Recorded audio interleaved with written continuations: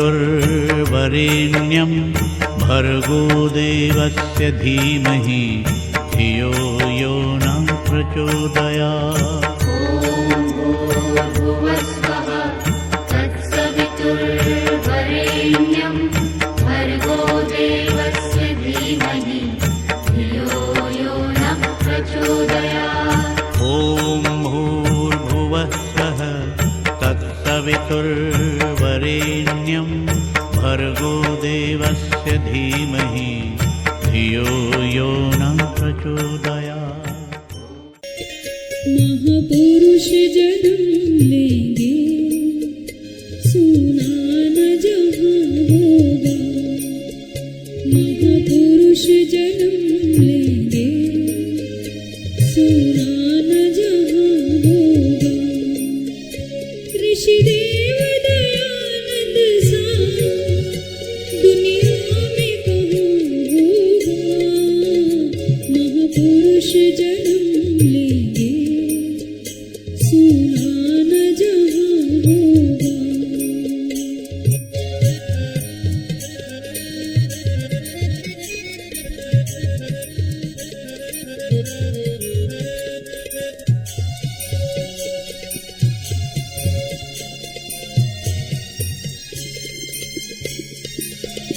आकाश के आंगन में जितने भी सितारे हैं,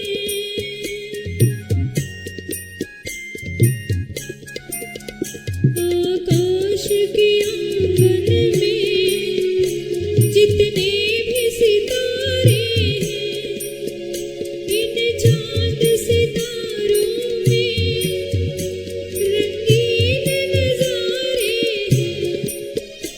इन चांद सितारों में रंगीन नजारे हैं।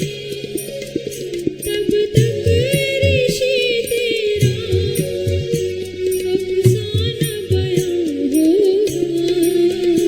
महापुरुष जन्म लेंगे सुना न जहाँ होगा।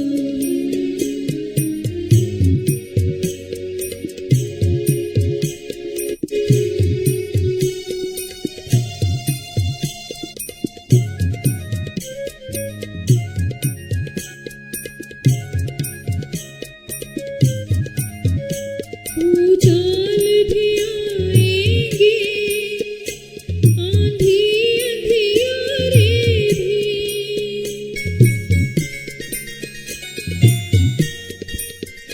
भूचाल भी आएंगे आंधी अंधियारे भी। तूफान भी उठेंगे पतझड़ की बहारें भी। तूफान भी उठेंगे पतझड़ की बहारें भी। महकेगा तेरा गुलशन जब दौरे खुदा होगा। महापुरुष जन्म लेंगे सुना न जहाँ होगा।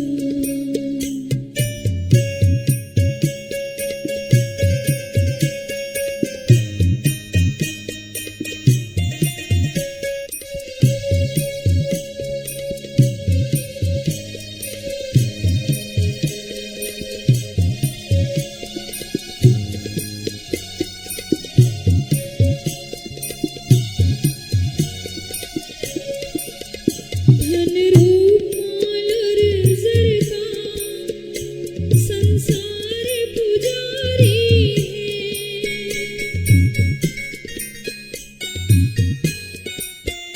धन रूप माल और जर का संसार पुजारी है। तुझको ऋषि तूने हमें जगा दिया। सौ सौ के लुट रहे थे हम, तूने हमें जगा दिया। धन्य है तुझको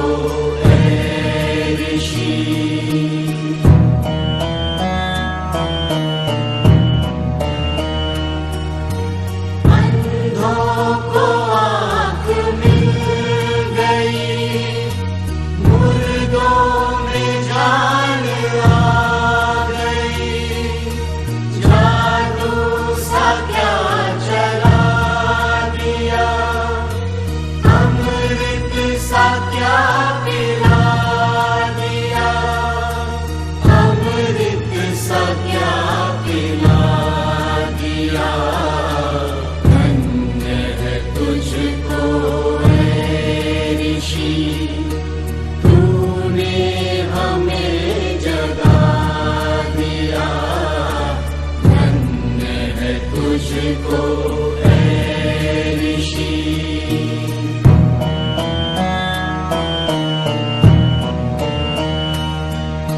तुझ में कुछ ऐसी बात थी कि तेरी बात पे ऋषि लाखों शहीद हो गए, लाखों ने सर झुका दिया, लाखों ने सर झुका दिया। धन्य है तुझको ऐ ऋषि, तूने हमें जगा दिया। धन्य है तुझको ऐ ऋषि।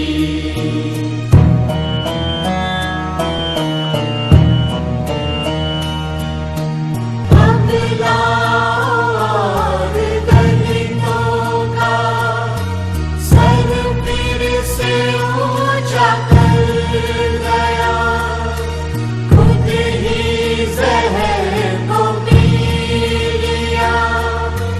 अमृत हमें पिला दिया, अमृत हमें पिला दिया।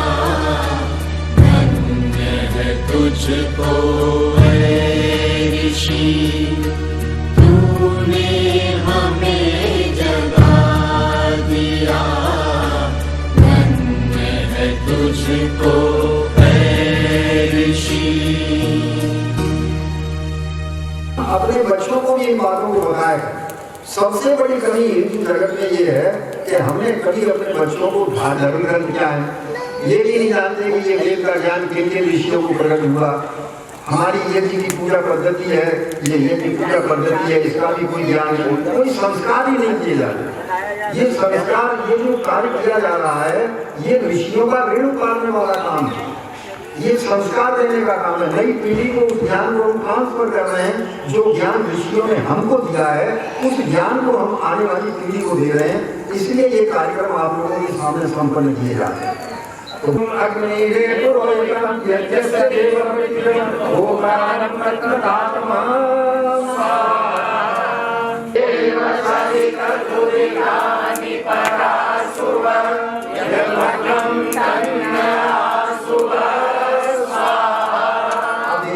यजुर्वेद के मंत्रों से, आपने ऋग्वेद के मंत्रों से महाकाव्य किया थी, अब यजुर्वेद के मंत्र।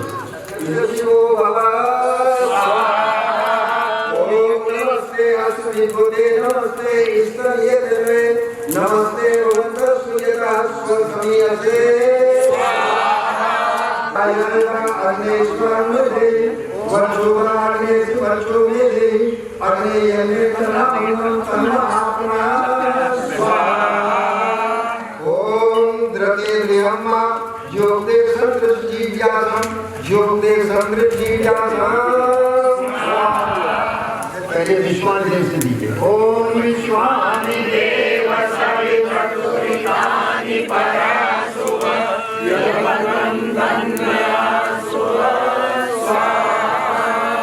ओम अग्निमूलाय सुवचि पृथिव्याय अवरेणां जीवदे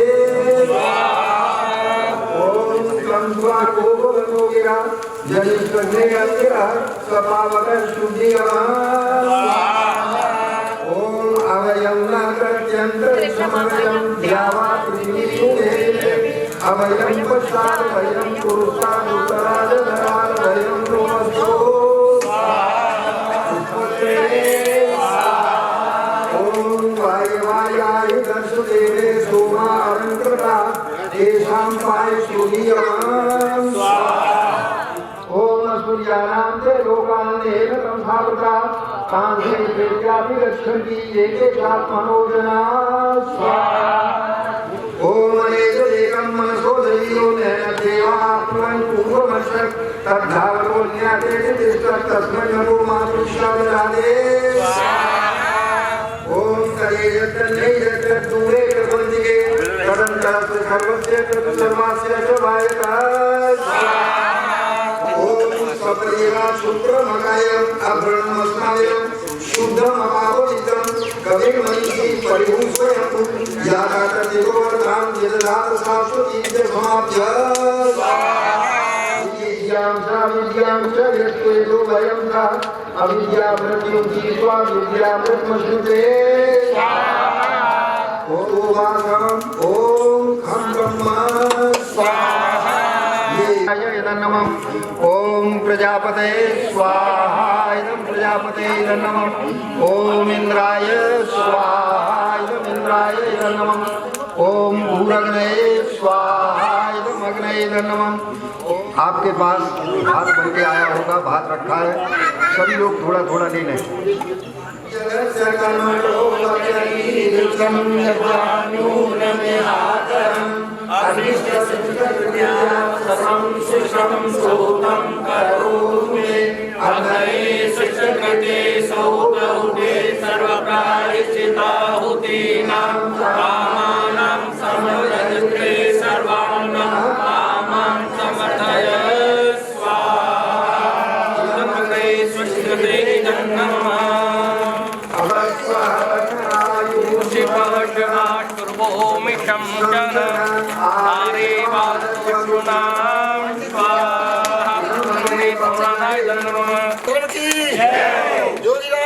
चंडी की मर्यादा पुरुषोत्तम श्री रामचंद्र जी की ऐसी दयानंद जी की धरती माता की गौ माता का देश के शहीदों की हर समाज हर समाज हर समाज वेद की ज्योति ओम का झंडा सत्यात प्रकाश जो बोलते पैसे धर्म की रणोधरी सभी करें लंबा साथ होते हुए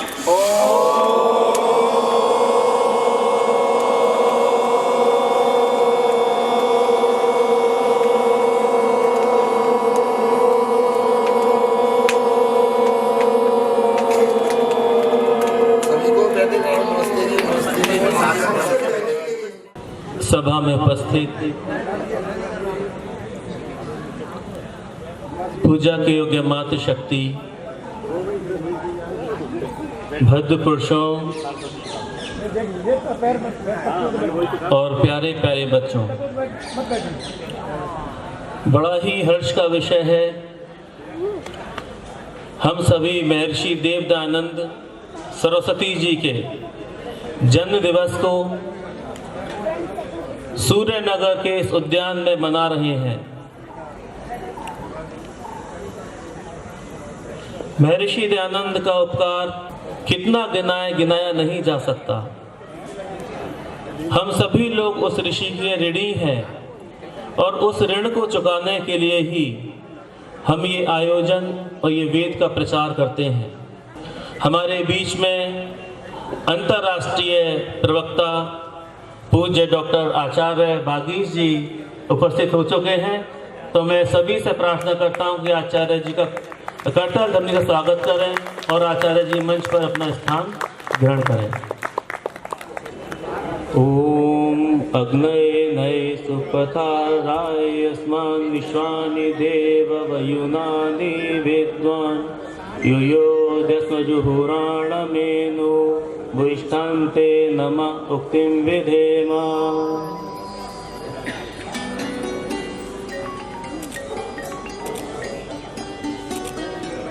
अब इसी श्रृंखला में मैं आर्य समाज नायकी मंडी के संरक्षक भारत भूषण सामाजी को और राजकुमार आहूजा जी को मंच पर आमंत्रित करता हूं कि वह भी दीप प्रज्वलन आचार्य जी के साथ करें।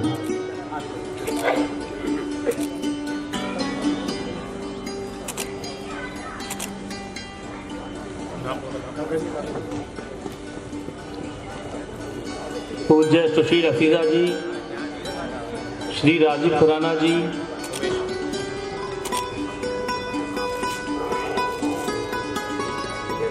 श्री उमेश पाठक जी,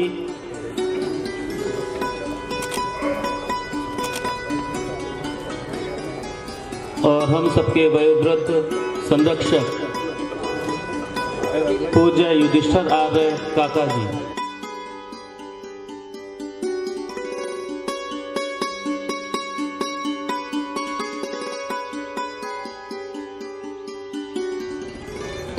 और इस कार्यक्रम के संयोजक श्री राजेंद्र मल्होत्रा जी।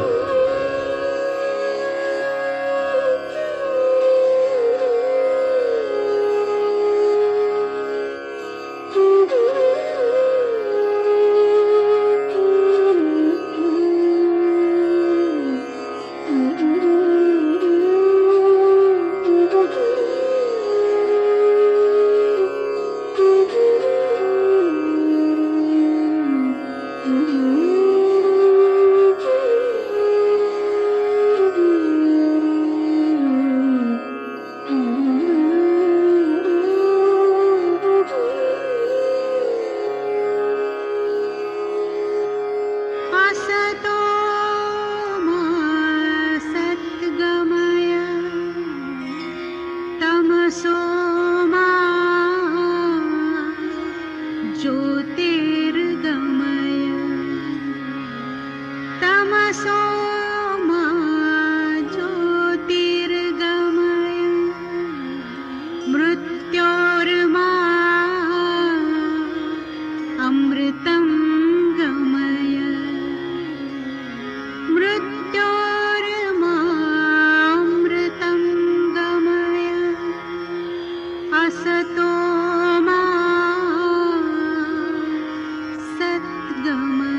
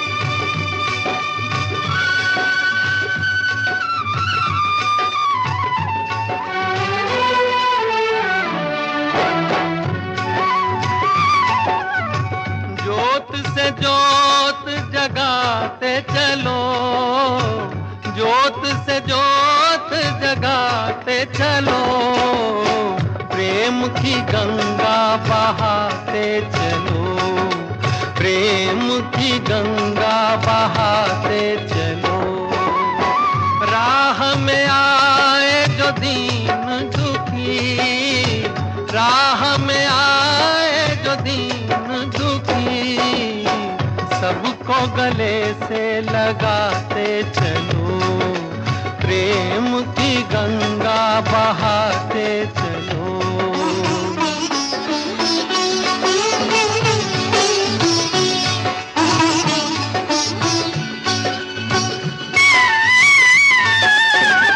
कौन है ऊंचा कौन है नीचा, सब में हो ही समाया। भेद भाव के झूठे भरम में ये मानव भरमाया। धर्म ध्वजा धर्म ध्वजा फहराते चलो, प्रेम की गंगा बहाते चलो, प्रेम की गंगा बहाते चलो। ज्योत से ज्योत जगाते चलो, ज्योत से ज्योत जगाते चलो, प्रेम की गंगा बहाते चलो, प्रेम की गंगा बहाते चलो।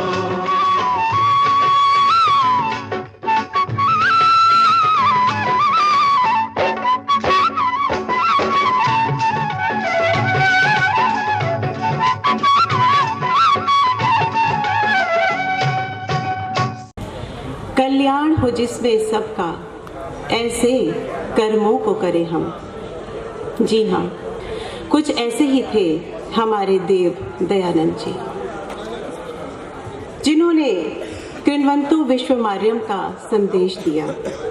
न केवल समाज को बल्कि पूरे विश्व को वेदों का ज्ञान सहज और सरल भाषा में देकर हम पर उपकार किया।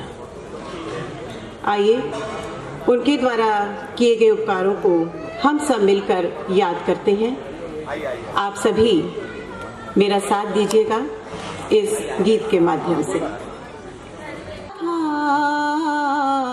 निराकार की पूजा को जीवन में उतारा था, पाषाण का अभिनंदन कब उनको गवारा था। मुख मोड़ लिया जिनसे पत्थर के खुदा होंगे, 100 बार जन्म लेंगे, 100 बार फना होंगे। एहसान दयानंद के फिर भी ना अदा होंगे, 100 बार जन्म। आकाश में रोशन है ये शम्सो कमर जब तक, आकाश में रोशन है ये शम्सो कमर जब तक, दिन रात है ये जब तक, ये शाम सहर जब तक। अफसाने दयानंद के दिल से ना जुदा होंगे, 100 बार जन्म लेंगे, 100 बार फना होंगे। एहसान दयानंद के फिर भी ना अदा होंगे, 100 बार जन्म। वीरार्य मुसाफिर से सेनानी दिए हमको, वीरार्य मुसाफिर से सेनानी दिए हमको, और स्वामी श्रद्धानंद से बलिदान दिए हमको। खून जिनकी शहादत के हर गम की दवा होंगे, 100 बार जन्म लेंगे, 100 बार फना होंगे। एहसान दयानंद के फिर भी ना अदा होंगे,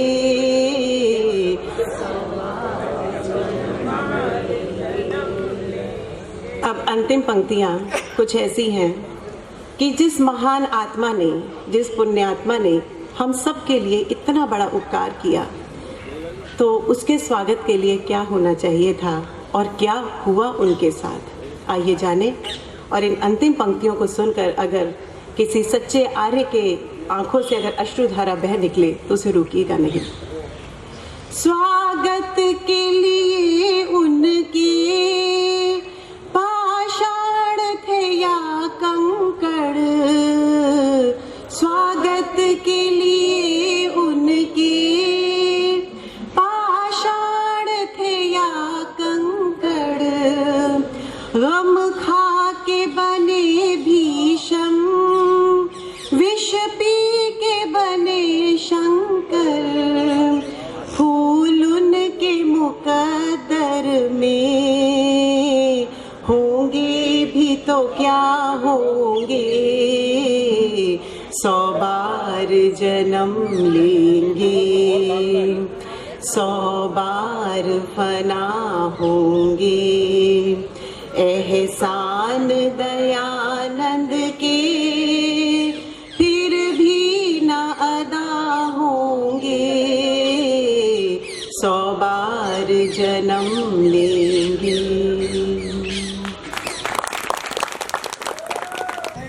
भाभी जी का बहुत बहुत धन्यवाद। हम सबको प्रतीक्षा है आचार्य जी के प्रवचन की, तो मैं आचार्य जी से प्रार्थना करता हूँ कि वे अपने वक्तव्य के माध्यम से हम सभी लोगों को कृतार्थ करेंगे। पूज्य आचार्य बागीश जी और समाज के प्रधान खुराना जी से प्रार्थना करता हूँ कि आचार्य जी का माल्यार्पण कर स्वागत करें। और आज जिनके माध्यम से यज्ञ संपन्न हुआ, यज्ञ ब्रह्मा श्री उमेश चंद्र जी कुलश्रेष्ठ, मैं उनसे प्रार्थना करता हूं कि वे मंच पर आएं। भूमि प्रमांतरिक्षं देवं यश्चक्रे मूर्धनं तस्मै ज्येष्ठाय ब्रह्मणे नमः। ॐ यो भूतं च भव्यं च सर्वं यश्चाधितिष्ठति स्वर्यस्य च केवलं तस्मै ज्येष्ठाय ब्रह्मणे नमः। तस्मै ज्येष्ठाय ब्रह्मणे नमः। तस्मै ज्येष्ठाय ब्रह्मणे नमः। यस्य कारुण्यलेशेन मूको वागीशायते आनन्दरूपमेवैकं तं वन्दे जगदीश्वरम्। तं वन्दे जगदीश्वरम्। तं वन्दे जगदीश्वरम्।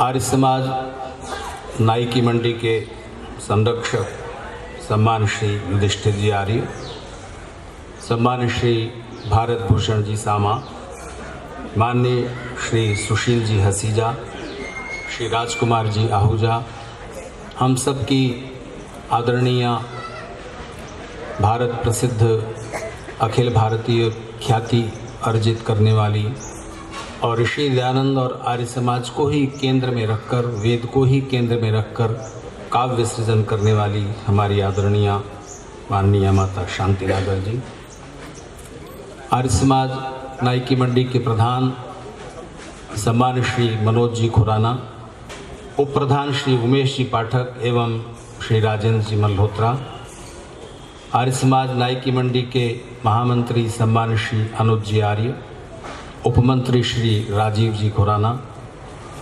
कोषाध्यक्ष श्री विकास जी आर्य, प्रचार मंत्री श्री राजकुमार जी खन्ना और श्री सुमित जी गुप्ता, पुस्तकाध्यक्ष श्री प्रभात जी माहेश्वरी और आर्य समाज के आय व्यय का निरीक्षण करने वाले सम्मान श्री आदित्य जी माहेश्वरी, आर्य समाज नाई मंडी की महिला शाखा को जो विस्तार देती हैं माननीय श्रीमती मिथिलेश जी दुबे, महामंत्री श्रीमती तारा रानी जी आहूजा, कोषाध्यक्ष श्रीमती मालती जी अरोड़ा, प्रचार मंत्री श्रीमती शशिकला जी, जिनके ब्रह्मत्व में आप सब श्रद्धालु महानुभावों ने यज्ञ में आहुतियाँ दी, यजमान बने और जो आगरा में रहकर पूरे देश भर में वैदिक विचारों के विस्तार के लिए निरंतर प्रयत्नशील रहते हैं। जब वो अध्यापन के क्षेत्र में थे तब भी समय निकालकर आगरा में और दूसरे आर्य समाजों में अपनी प्रभावशाली व्याख्यान शैली से लोगों के मन में वैदिक विचारों को उनके अंतःस्थल में पहुंचाने वाले हमारे आदरणीय श्री उमेश जी कुलश्रेष्ठ आर्य समाज नायकी मंडी में बहुत दिनों तक पौरोहित्य पद को, धर्माचार्य पद को सुशोभित करने वाले सम्मान श्री अशोक जी शास्त्री जी अगर बैठे हुए हैं, और आगरा के दूसरे आर्य समाजों के पदाधिकारी महानुभाव अपना मूल्यवान समय निकालकर यहाँ पर पधारे हुए सभी प्रतिष्ठित महानुभाव, जिनके मैं अलग से नाम नहीं लूँगा क्योंकि उनकी संख्या बहुत अधिक है, और फिर ये भी भय रहता है कि नहीं एक का नाम छूट जाए तो थोड़ा मन को अच्छा नहीं लगता, तो वो जिम्मेदारी मैं आर्य समाज के अधिकारियों पर सौंपता हूँ। और इस सूर्य नगर कॉलोनी के सभी महानुभाव जिन्होंने इस सुंदर रमणीय पार्क में आर्य समाज के अधिकारियों को ऋषि दयानंद के जन्मोत्सव को मनाने के लिए स्थान दिया और उसमें सक्रिय सहयोग भी दिया, उनमें से एक श्री राजेंद्र मल्होत्रा जी हैं जो कि इस कार्यक्रम के संयोजक हैं, और अपने रविवार के दिन का सुबह का आराम, मनोरंजन या दूसरे जरूरी काम छोड़कर यहाँ पर पधारे हुए सभी विचारशील और श्रद्धाशील सज्जनों, ऋषि दयानंद के जन्मदिन और दूसरे जन्म के दिन में 3 दिन का अंतर है। आप मेरा आशय समझ गए होंगे। मनुष्य और दूसरे पशु पक्षियों के बीच बहुत सारे अंतर हैं। उनमें से एक अंतर यह है कि मनुष्य के अलावा बाकी पशु पक्षियों के जीवन में किसी को एक ही जीवन में दोबारा जन्म लेने का अवसर नहीं होता।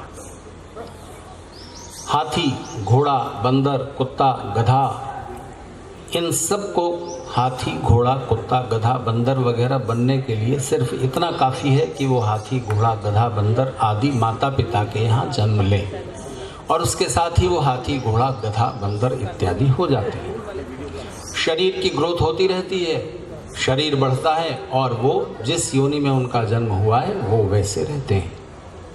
लेकिन मनुष्य को मनुष्य होने के लिए सिर्फ इतना काफ़ी नहीं है कि वो मनुष्य माता पिता के यहाँ जन्म ले ले, बात यहीं खत्म नहीं होती, यहाँ से शुरू होती है। मनुष्य को मनुष्य होने के लिए एक और जन्म लेना होता है, इसी जीवन में एक दूसरा जन्म, और वो विद्या का जन्म है, ज्ञान का जन्म है, जो गुरुजनों के द्वारा दिया जाता है।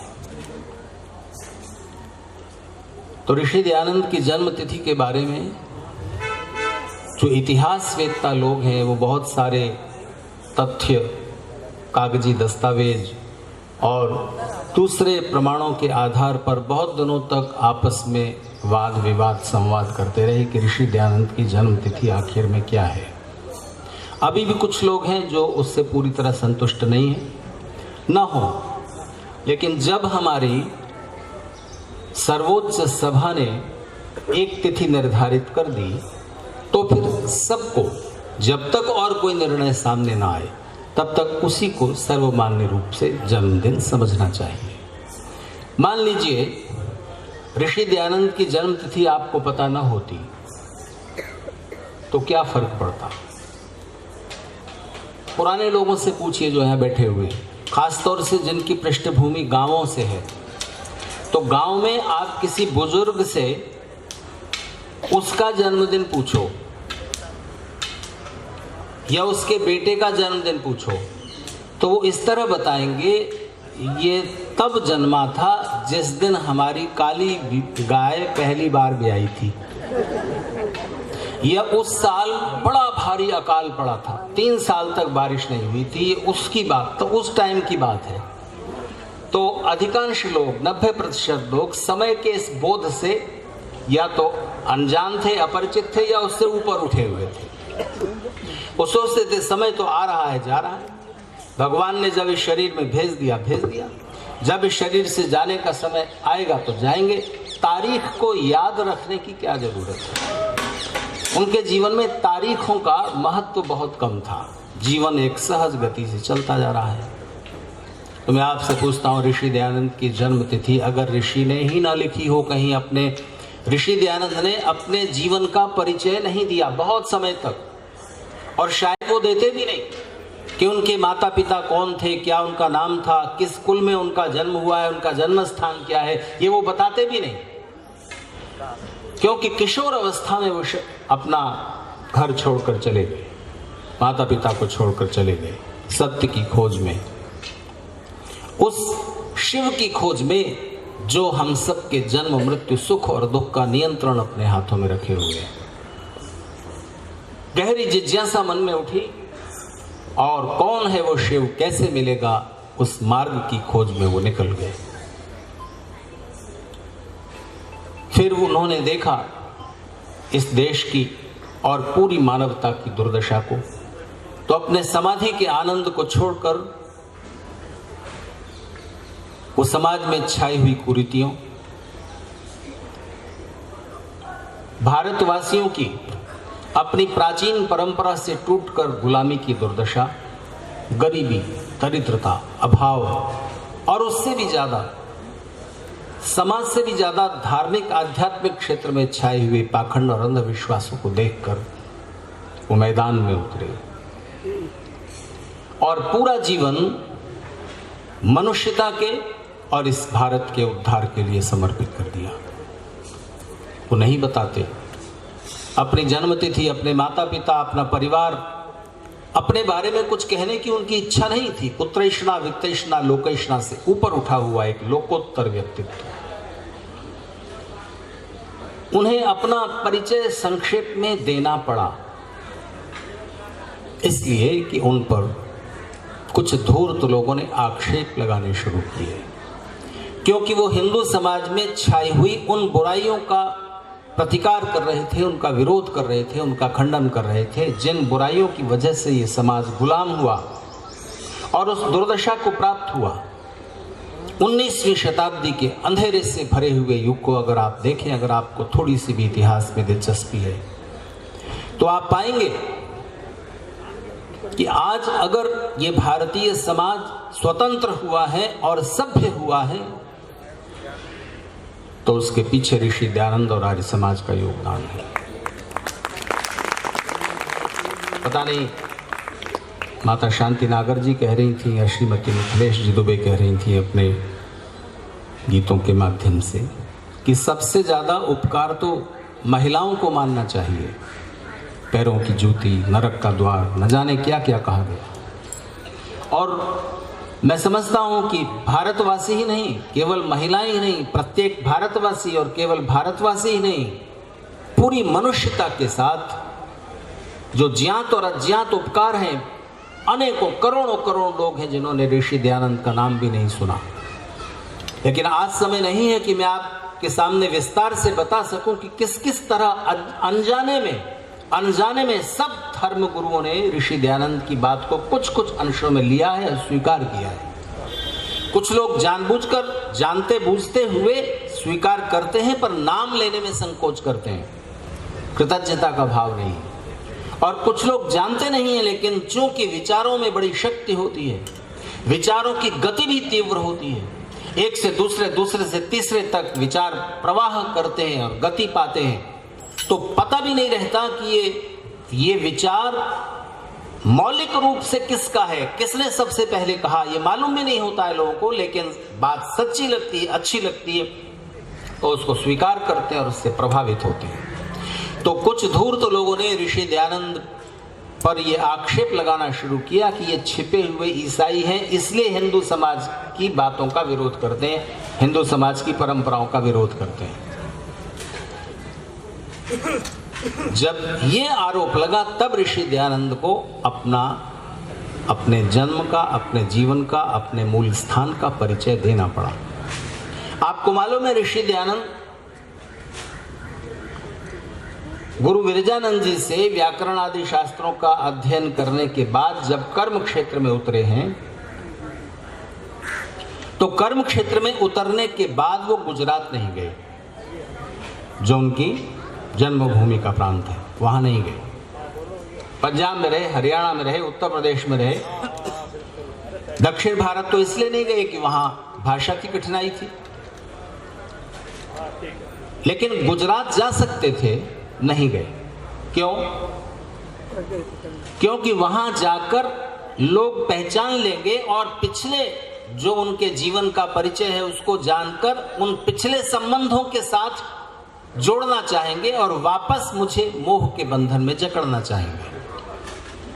इस कारण वो गुजरात नहीं गए। तो ऋषि दयानंद ने अपना जीवन परिचय बड़ी मजबूरी में, बड़े संक्षेप में दिया है। उनके चले जाने के बाद देवेंद्रनाथ जी, पंडित लेखराम जी और दूसरे विद्वानों ने उनके जीवन पर शोध किए, अनुसंधान किए और लोगों से मिल मिलकर उनके जीवन की घटनाएं जानी, कहाँ गए थे, कब क्या क्या किया, कहाँ पर क्या क्या व्याख्यान दिए, और कुछ उनके जो पत्र और विज्ञापन आदि हैं, उन सूत्रों को मिला मिलाकर वो तारीखें सिलसिलेवार जोड़ी गई। इसलिए ऋषि दयानंद की जन्म तिथि अगर सही रूप में मालूम न भी हो तो भी इतना तो तय है कि जन्म हुआ था, बात पूरी हो गई। वो थे, 19वीं शताब्दी में थे। एग्जैक्ट वो तारीख नहीं भी याद है तो कोई फर्क नहीं पड़ता। फर्क इस बात से पड़ता है कि ऋषि दयानंद के जन्म, उनके जीवन और उनके देहांत की घटनाओं से आप कितना जुड़ सकते हैं और उनके संदेशों को अपने जीवन में कितना उतार सकते हैं।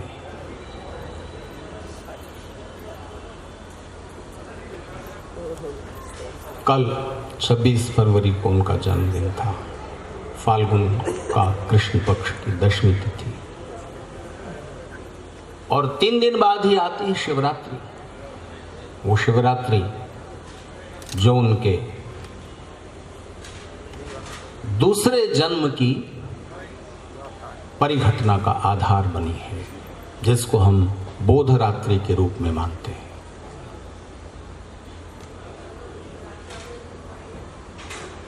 एक बात आप सब आर्यजनों को कहना चाहता हूं,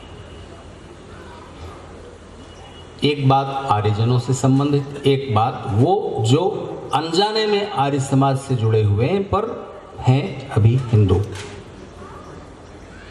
और बात स्पष्ट कर दूं कि हिंदू और आर्य समाज से जुड़े हुए व्यक्ति में क्या मौलिक अंतर है? बहुत सारे हो सकते हैं, एक विशेष अंतर है, और वो विशेष अंतर ये है कि हिंदू समाज से जुड़े किसी व्यक्ति से पूछिए जिसका आर्य समाज से संपर्क नहीं हुआ है, उससे पूछिए कि आप दिवाली क्यों मनाते हैं, होली क्यों मनाते हैं, शिवरात्रि क्यों मनाते हो, शिव दिन मना लो, रात्रि क्यों? तो उसके पास इन प्रश्नों का उत्तर नहीं होगा और ना वो उत्तर जानने में उत्सुक होगा। मनाते हैं, बस इतना काफी है, मनाते हैं, चली आ रही है परंपरा, इसलिए करते हैं।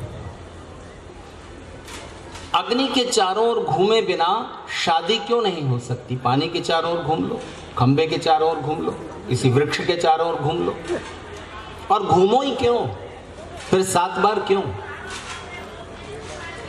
उसे ये जानने में दिलचस्पी नहीं है। शादी करता है, बिना अग्नि के चारों तरफ घूमे शादी पूरी नहीं होगी, ये मानता है, ये उसका विश्वास है, ये उसकी आस्था है, लेकिन क्यों घूमे इस बारे में उसको कोई जानने की उत्सुकता नहीं है, ना उसको ना फिर उसके धर्माचार्यों।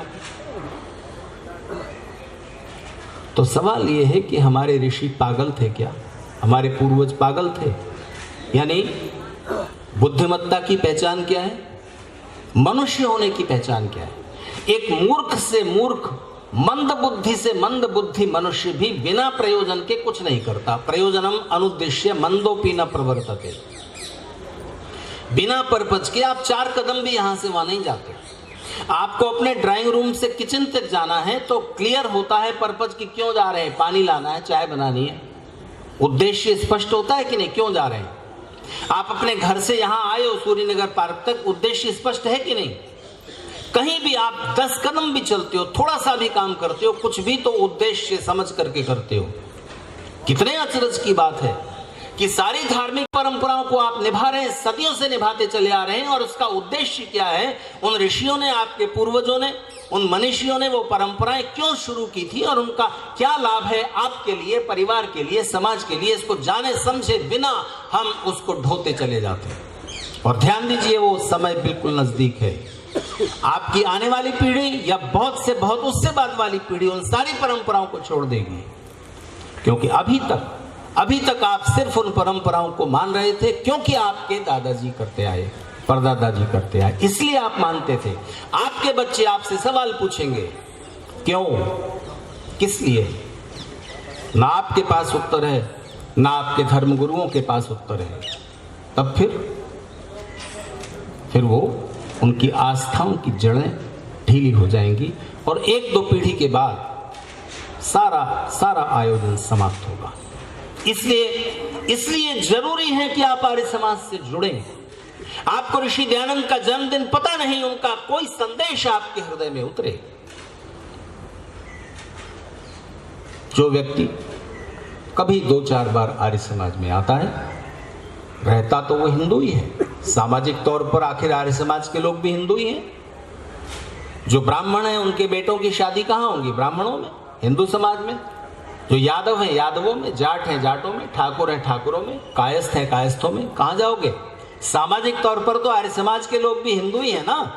बस एक अंतर आ जाता है आर्य समाज में आते ही, एक जमीन आसमान का अंतर आ जाता है। ऋषि दयानंद की या ऋषियों की पूरी परंपरा से जरा सा परिचय पाते ही कि आप मनुष्य का सबसे बड़ा जो सौभाग्य है उससे जुड़ जाते हैं, और वो है विचार करने की स्वतंत्रता।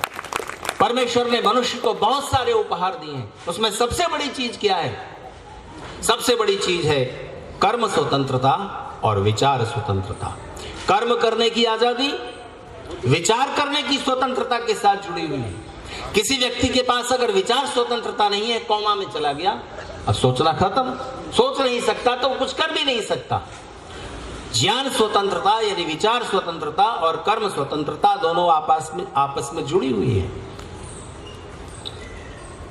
तो मैं किसी चीज को मानूं या ना मानूं तो सोच समझकर मानूं, तर्क और तथ्यों की परीक्षा करके जो सत्य है उसे मानूं, जो असत्य है उसे नहीं मानूं, जो सत्य आचरण है वो करूं, जो असत्य आचरण है वो ना करूं। ये मनुष्यता का सौभाग्य है, और ये सौभाग्य ईश्वर प्रदत्त है। ध्यान दीजिए। अच्छा सोचिए, ईश्वर ने, मान लीजिए ईश्वर है, अगर आप नहीं भी मानते थोड़ी देर के लिए कल्पना कीजिए कि ईश्वर है, तो ईश्वर है तो ईश्वर ने हमारे मस्तिष्क में, हमारे मन में, हमारे पूरे न्यूरोलॉजिकल सिस्टम में एक ऐसी व्यवस्था कर दी होती कि हम ईश्वर की जबरदस्ती से ईश्वर को मानते होते। क्या ईश्वर ने ऐसा किया है?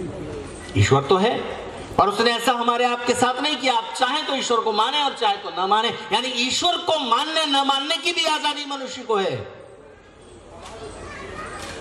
तो जो धार्मिक लोग, जो धर्मगुरु सोचने की आजादी मनुष्य से छीनते हैं और कहते हैं बस मान लो जो किताब में लिखा हुआ है, मान लो जो परंपरा से चला आ रहा है, वो ईश्वर के विरोधी है कि नहीं? बताइए। निश्चित रूप से वो ईश्वर के विरोधी है, क्योंकि ईश्वर की दी हुई विचार स्वतंत्रता को वो धर्म के क्षेत्र में प्रवेश नहीं करने देते और कहते बस मान लो, विश्वास करो। धर्म विश्वास की चीज है। सुनिए किस तरह अनजाने में कोई बात कोई विचारक कह उठता है और पीछे ऋषि दयानंद बोल रहे होते हैं और उसे नहीं पता होता कि ऋषि दयानंद की बात है। डॉक्टर राधा कृष्णन किसी आर्य समाज के सदस्य नहीं है, लेकिन विद्वान हैं। वो राष्ट्रपति बन गए, ये अलग बात है, लेकिन उन्होंने पूरी भारतीय जो प्राच्य परंपरा है, उपनिषद, गीता, इन सब पर व्याख्या की है। 2 वॉल्यूम में भारतीय दर्शन लिखा है। सभी भारतीय दर्शन की जितनी भी शाखाएं, उनका अच्छा विवेचन किया है। डॉक्टर राधा कृष्णन क्या कहते हैं? डॉक्टर राधा कृष्णन कहते हैं कि जब भी कोई व्यक्ति ये कहता है कि धर्म और अध्यात्म के क्षेत्र में बुद्धि का प्रयोग वर्जित है, सोचो मत, सवाल मत करो, प्रश्न मत उठाओ, बस मान लो जो किताब में कहा गया है। जब भी कोई व्यक्ति कहता है कि धर्म सिर्फ आस्था की चीज है, धर्म सिर्फ श्रद्धा की चीज है, धर्म सिर्फ विश्वास की चीज है, धर्म के क्षेत्र में तर्क का, बुद्धि का, लॉजिक का प्रवेश नहीं करना, इससे सीधा सा मतलब यह निकलता है कि धर्म बेवकूफों की चीज है। आप समझ रहे हैं ना बात? डॉक्टर राधा कृष्णन कह रहे हैं, आर्य समाज में आए बिना कह रहे हैं, अनजाने में ऋषि बोल रहे हैं उनके मुख से, वरना अगर वो जड़ बुद्धि हिंदू ही होते तो ये बात उनके मुख से नहीं निकलती। धर्म के क्षेत्र में बुद्धि का प्रवेश 19वीं शताब्दी में इस अंधेरे समाज में, धर्म और अध्यात्म में जहां अंधेरा छाया हुआ था, ऋषि दयानंद आते हैं एक सूर्य बन करके और प्रकाश फैला देते हैं। किसी भी बात को ईश्वर की आज्ञा है, सोच समझ करके मानना। कभी तुम मनुष्य हो, ऋषि दयानंद को छोड़िए, पिछली ऋषि परंपरा से जुड़े हुए आचार्य व्यास को, उनका निरुक्त और निघंटु जाने बिना आप वेद भाष्य नहीं कर सकते, वेदों के अर्थ जगत में प्रवेश नहीं कर सकते। पढ़ना ही पड़ेगा, केवल व्याकरण से वेद का अर्थ नहीं होगा, निरुक्त प्रक्रिया का ज्ञान भी जरूरी है। वो आचार्य यास्क जिन्होंने वेद में जो पर्याय शब्द हैं उनकी डिक्शनरी बनाई है। जैसे वेद में अग्नि को, आग को अग्नि भी कहा है, ऋग्वेद की शुरुआत होती है अग्निमीड्य पुरोहितम, वन्नी भी कहा है, बहुत तरह के नाम हैं। तो अग्नि के जितने नाम हैं वेद में वो सब एक जगह संग्रहित कर दिए वो आचार्य व्यास के, जिनको सारे मंत्र जिनके मस्तिष्क में उपस्थित रहते थे। जल को कितने शब्दों में कहा जाता है, जल के कौन कौन से पर्याय शब्द हैं? जल है, वारी है, पय है, तोय है, वो सब उन्होंने लिख दिए। वो आचार्य यास्क मनुष्य शब्द की परिभाषा करते हैं। मनुष्य को मनुष्य क्यों कहते हैं? निरुक्त प्रक्रिया यही है कि अग्नि को अग्नि क्यों कहते हैं। आप कभी ये नहीं बता सकते कि अग्नि को फायर क्यों कहते हैं, फायर को फायर क्यों कहते हैं, कोई कारण नहीं, बस कहते हैं। पर संस्कृत एक ऐसी दिव्य भाषा है जिसमें हर शब्द का कोई कारण है, कोई रूट है। अग्नि को अग्नि इसलिए कहते हैं क्योंकि वो आगे ले जाती है, प्रकाश आगे ले जाता है। आपको चलना है आगे, तो प्रकाश आपसे 10 कदम आगे आगे चलेगा। इसलिए विद्वानों का नाम भी अग्नि है, क्योंकि वो भी आगे बढ़ने की प्रेरणा देते हैं, मार्गदर्शन करते हैं। इसलिए परमेश्वर का नाम भी अग्नि है। तो जब आप अग्नि ने सुपथा राय बोलो तो एक हिंदू वेद भाष्यकार जिसकी बुद्धि पर ताले लगे हुए हैं वो अग्नि का अर्थ करेगा ये आग जो दीपक में जल रही है, हे अग्नि हमें आगे ले चलो। अरे आग आपकी प्रार्थना नहीं सुनेगी, जिससे प्रार्थना की जा रही वो आपसे ज्यादा ज्ञानवान है, वो अग्नि है परमेश्वर। तो ऋषि दयानंद का ही ऋषित्व है कि वो अग्नि नहीं सुपथा राय इस मंत्र का अर्थ कर दें, ज्ञान का भंडार परमेश्वर, हे अग्नि हमें सुपथ से ले चलें विज्ञान आदि राज्य आदि ऐश्वर्य की प्राप्ति के लिए। तो मनुष्य वो है, आचार्य व्यास कहते हैं मनुष्य अकस्मात मत्वा कर्माणि सीव्यति। मनुष्य को मनुष्य क्यों कहते हैं? वो मनुष्य है जो अपने सब कामों को छोटे से लेकर बड़े तक सब कामों को मनन करके करे, विचार करके करे, बिना सोचे समझे ना करे, वही मनुष्य है। इस मनुष्यता की पहचान को आप सब लोग, हिंदू भी, ईसाई भी, मुसलमान भी, सब लोग प्रमाणित करते हैं सुबह से शाम तक दुनिया के सब कामों में। सब्जी खरीदने जाते हैं तो 5 दुकानें देखते हैं कहां सब्जी ताजी है और ठीक भाव पर है। साड़ी खरीदनी हो तो 25 दुकानें देखेंगे। कार खरीदनी हो तो पता नहीं कितनी रिसर्च करेंगे, इसमें क्या सिस्टम है, क्या अच्छी है, माइलेज कितना देती है, वगैरह वगैरह, कितनी सब पहचान करके तब आप कोई चीज खरीदते हैं। जमीन का टुकड़ा खरीदना हो तहसील में जाकर कितने सारे कागजात ढूंढेंगे, पिछला 30 साल निकलवाएंगे, किसका कब्जा रहा है, किससे कहां तक गई है, सही है कि नहीं, आप इतना इन्वेस्ट करने जा रहे हो उस जगह के टुकड़े में। सब जगह आप बुद्धि का प्रयोग करते हो, सब जगह समझदारी दिखाते हो, छोटी से छोटी चीज खरीदने में, कुछ भी व्यवहार करने में। लेकिन धर्म और अध्यात्म के क्षेत्र में बुद्धि पर कस के ताला लगाते हो। सारे धार्मिक समुदायों में, केवल हिंदू की बात नहीं है, सारे धार्मिक समुदायों में यही सब क्रम चल रहा है। तो पूरी ऋषि परंपरा क्या कहती है? आपकी हिंदू समाज की पूरी ऋषि परंपरा, जिसकी आखिरी कड़ी महर्षि दयानंद सरस्वती हैं, उनका संदेश है कि परमेश्वर ने मनुष्य को जब सोचने की शक्ति दी है, ज्ञान को प्राप्त करने और ज्ञान को बढ़ाने का सामर्थ्य दिया है, तब आप ईश्वर को जानने के लिए और धार्मिक परंपराओं का भी महत्व पहचानने समझने के लिए बुद्धि का प्रयोग किए बिना नहीं कर सकोगे। इसलिए धर्म के क्षेत्र में बुद्धि का प्रवेश कराने वाले ऋषियों की परंपरा वैदिक संस्कृति के टूट जाने के बाद ऋषि दयानंद उस वैदिक संस्कृति की और मनुष्य की जो विचार शक्ति है उसको फिर से पुनरुज्जीवित करने वाले महर्षि दयानंद सरस्वती हैं। कितने उपकार है ऋषि दयानंद के, आप गिनते रहो पूरे नहीं होंगे। लेकिन मेरी दृष्टि में ऋषि दयानंद का पूरी मनुष्यता पर जो सबसे बड़ा उपकार है वो यही है कि धर्म और अध्यात्म के क्षेत्र में सोचने समझने के लिए ऋषि दयानंद ने विवश किया है। एक उदाहरण देता हूं।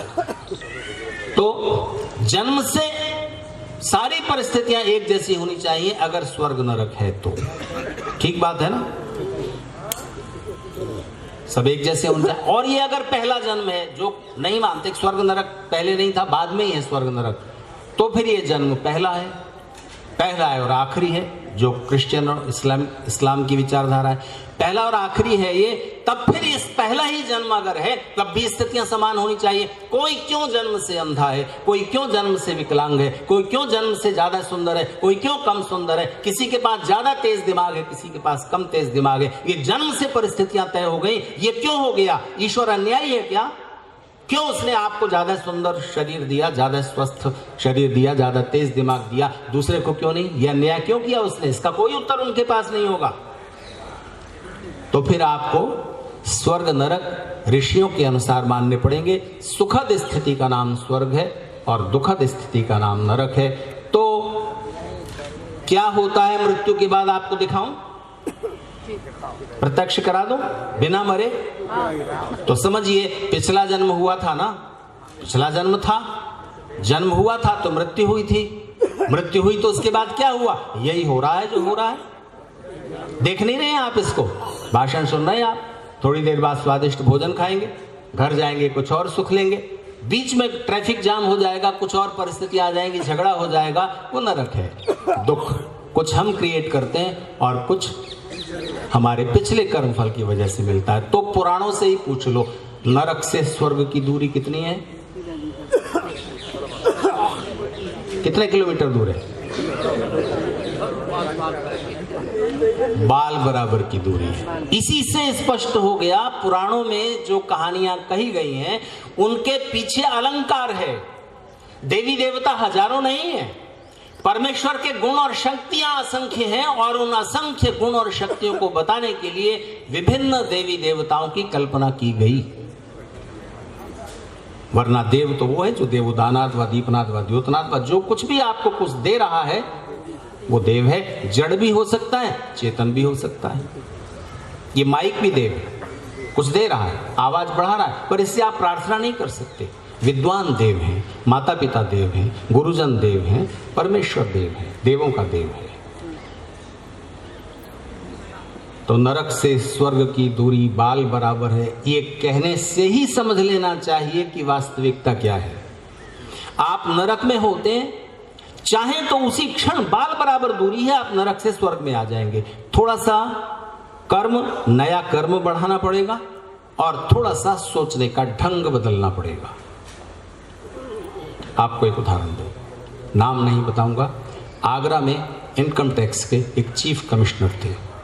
यहाँ चीफ कमिश्नर नहीं होते, कमिश्नर थे, बाद में वो चीफ कमिश्नर पद से रिटायर हुए। उनके 2 बेटे, 1 बेटी। बेटों का जन्मदिन नहीं मनाते थे, बेटी का ही मनाते थे, क्योंकि वो जन्म से ही मेंटली रिटार्डेड थी। सदा व्हील चेयर पर एक सेविका लगी हुई उसको नहलाने धुलाने और सब कार्य करने के लिए, पर वो पहचानती थी अपने को प्यार करने वाले लोगों की आवाज़। ये माँ है, ये पिता है, ये भाई है। उन्होंने मुझसे पूछा, जब वो आगरा में थे तभी मेरा परिचय हुआ। उन्होंने पूछा कि ये बेटी को आप देख रहे हैं, हमारे ऐसे कौन से कर्मफल थे या इसके ऐसे कौन से कर्मफल थे? तो अब ये कौन जान सकता है? ऋषि दयानंद कहते हैं कि किस कर्म का फल किस रूप में कब किस निमित्त से मिलेगा, ये जानना ईश्वर का काम है। हमारा आपका जानना तो इतना ही काम हमारा जानना है कि हर सुख दुख के पीछे हमारा कर्म फल है, नया या पुराना।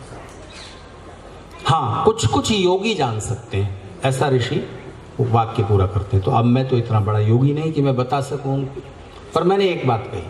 मैंने कहा मुझे एक बात बताइए, मान लीजिए आपको अपने ऑफिस के कुछ बहुत कॉन्फिडेंशियल, बहुत गोपनीय दस्तावेज कहीं बड़े ऑफिस में पहुंचवाने, कुछ ऐसा संदेश है कि वो अगर लीक हो गया तो अनर्थ हो जाएगा। तो आप वो सारे दस्तावेज, और रात में जाना है, तो आप किसको देंगे? आप वो किसको भेजेंगे वो डॉक्यूमेंट्स लेकर के? जो सेवक, जो कर्मचारी आपका पूरी तरह विश्वस्त होगा और जो योग्य भी होगा कि वो पूरी गोपनीयता से, पूरी सावधानी से उन कागजों को यथास्थान पहुंचा देगा। तो अब एक जीवात्मा अपना कुछ कर्म भोग पूरा करने के लिए शरीर में आ रहा है, तो कहां भेजें ईश्वर? बड़ी रिस्पॉन्सिबिलिटी किसको दी जाएगी? जो संभाल सकता है। तो आप इसे ईश्वर की दी हुई एक जिम्मेदारी समझ रहे हैं, तभी तो आप इसका, केवल इसी का जन्मदिन मनाते हैं, प्यार भी करते हैं। जिस बच्चे के साथ योग्यता जुड़ जाती है, ज्यादा सुंदर है, ज्यादा योग्य है, उसके साथ प्रेम होता है, लेकिन माता पिता का प्यार उससे ज्यादा होता है जो बच्चा विकलांग है, क्योंकि उसमें प्रेम तो माता पिता का नैसर्गिक है, सबके साथ समान, सब बच्चों के साथ। इसमें करुणा भी जुड़ जाती है साथ में। तो मैंने कहा कि ये ईश्वर की दी हुई जिम्मेदारी समझिए। तो बोले इसका कर्मफल, मैंने इसे कौन सी तकलीफ है? इसे तो कोई तकलीफ ही नहीं है, ये तो मजे में है। अच्छा बताओ, इसे कोई ऐसी बीमारी है इससे दर्द होता हो? ऐसा तो है नहीं। ठीक है, बोध के स्तर पर ये बहुत निचले उस पर है, नहीं समझती, पढ़ लिख नहीं सकी, और ठीक है, यही तो बात है ना। बाकी तो इसकी सब सेवा हो रही है, 2 नौकर लगे हुए, 8-8 घंटे की ड्यूटी को आप भरपूर प्यार करते हो, और उसको जो ट्यून पसंद थी गाने की वो सुनाते थे तो शांत हो जाती। तो ये सारे जो चीजें हैं उसको तो कोई तकलीफ ही नहीं है। तकलीफ तो आप सोच सोच के ले रहे हो कि ये हमारे साथ क्यों। अगर आपको इस बच्ची का संभालना मुसीबत लग रहा है तो ये आपका कर्मफल है, और अगर आप इसको ईश्वर की दी हुई एक विशेष जिम्मेदारी समझ करके इसको प्रसन्नता से पूरा करते हो तो ये आपका पुण्यों का संचय हो रहा है, ये नया कर्म है। बोले बस आज आपने आंखें खोल दी। ये अब तक जो नरक था, बाल बराबर दूरी थी, स्वर्ग में आ गया। विचार बदलते ही बड़े से बड़ा दुख, पहाड़ जैसा दुख, राई के दाने जैसा रह जाएगा। ऋषियों से उपाय पूछो, महर्षि दयानंद उसका उपाय बताते हैं। कर्मफल की वजह से ईश्वर को अपने न्यायकारी होने के कारण अपने भक्तों उपासकों को भी दुख तो देने ही होंगे। भक्ति तो अब कर रहे हो ना, पिछले जीवन में क्या क्या करा है इसका कौन हिसाब जाने। तो ये है ऋषियों की दिव्य दृष्टि, समझते ही तिल की ओट में छिपा हुआ पहाड़ सामने आ जाता है।